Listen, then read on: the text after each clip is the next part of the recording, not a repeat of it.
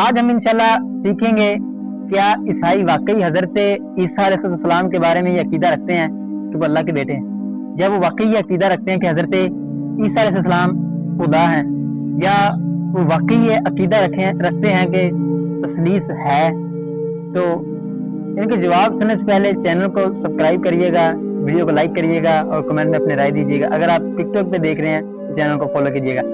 تو پہلے نمبر پہ حضرت عیسیٰ علیہ السلام کیا واقعی اللہ رب العزت کے بیٹے ہیں؟ تو اللہ رب العزت نے واضح طور پہ قرآن کریم میں فرما دیا کہ لم یلد ولم یولد، کہ نہ وہ کسی کا باپ ہے نہ اس کا کوئی بیٹا ہے۔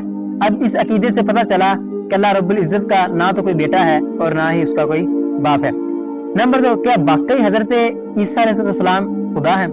اللہ رب العزت قرآن پاک میں فرماتا ہے کہ لقد کفر الذین قالوا ان اللہ هو المسیح ابن مریم، جنہوں نے کہا کہ اللہ مسیح ابن مریم ہے، وہ کافر ہیں۔ اللہ رب العزت نے قرآن پاک میں فرما دیا کہ وہ لوگ جو کہتے ہیں کہ اللہ مسیح ابن مریم ہے تو وہ کافر ہیں، وہ دائرہ اسلام سے خارج ہیں۔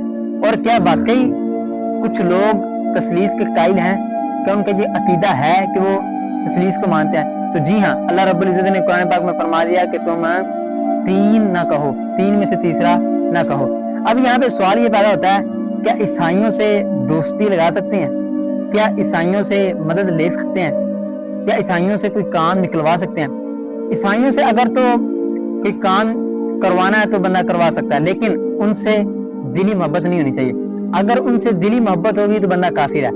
مذہب ہوتا ہے کہ اگر کسی کا کوئی دوست ہوتا ہے تو دوست کے لیے دلی محبت رکھتا ہے، لیکن کافر کے لیے دلی محبت رکھنا یہ کفر ہے۔